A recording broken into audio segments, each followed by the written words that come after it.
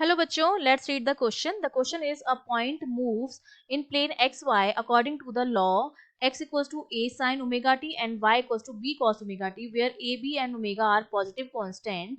Then we have to find the trajectory equation of yx of the point and the direction of its motion along its trajectory. और direction जो है वो भी हमको calculate करनी है.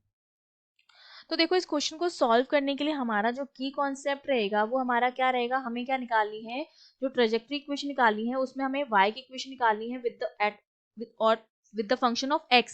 ठीक है, y की equation of the function of x. तो हमें क्या करना है, जो दोनों इक्वेशन हमें x और y की गिवन है उनको हमें एक इक्वेशन बनाना पड़ेगा. उसके लिए हम क्या करेंगे, देखो पहली इक्वेशन जो हमें गिवन है वो हमारी क्या है, x equals to a sine omega t. वहां से साइन ओमेगा टी की वैल्यू निकाल लेंगे जो x अपॉन ए आएगी. सिमिलरली जो दूसरी इक्वेशन है y equals to b cos omega t, वहां से कॉस ओमेगा टी की वैल्यू निकाल लेंगे जो y अपॉन वी आएगी. ये इक्वेशन 1 हो गई है और ये इक्वेशन हमारी 2 हो गई. अब हम क्या करेंगे, स्क्वायरिंग एंड एडिंग. दोनों इक्वेशन को स्क्वायर करके हम क्या कर देंगे, ऐड कर देंगे.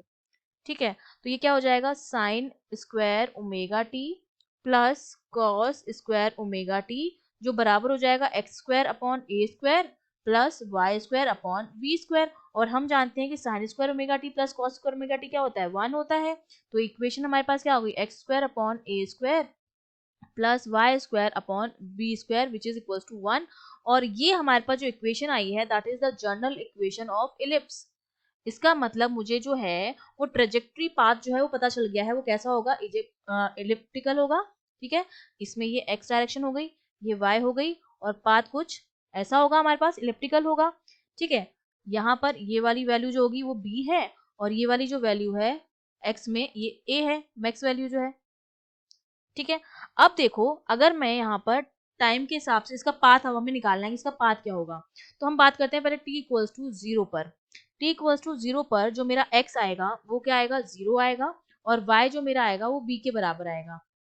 ठीक है, अब हम क्या करते हैं, तो t इक्वल्स टू 0 पर वैल्यूज आ गई हमारे पास.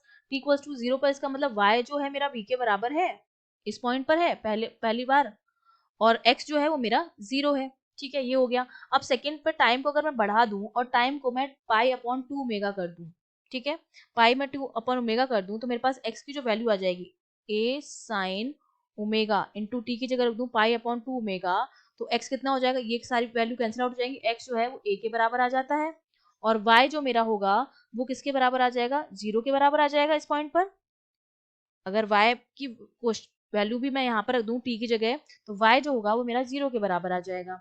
ठीक है, तो सेकंड पॉइंट पर y जो मेरा हो गया वो किसके बराबर आ गया, 0 के बराबर आ गया. मतलब इस पॉइंट पर आ गए हम लोग, x की वैल्यू a के बराबर है और y की वैल्यू 0 के बराबर. मतलब इस डायरेक्शन में जा रहे हैं हम, जैसे जैसे हम टाइम को बढ़ा रहे हैं हम इस डायरेक्शन में बढ़ रहे हैं. तो ये डायरेक्शन जो हमारी हो जाएगी वो हमारी क्या हो जाएगी, क्लॉकवाइज डायरेक्शन हो जाएगी. तो फर्स्ट पार्ट में तो हमको उसका ट्रेजेक्ट्री इक्वेशन निकालनी थी, वो हमने निकाल दी इलिप्स की इक्वेशन. और सेकंड पार्ट में हमने उसकी डायरेक्शन निकाल दी जो हमारी क्या आई है, क्लॉकवाइज डायरेक्शन आई है. I hope you understood well. All the best.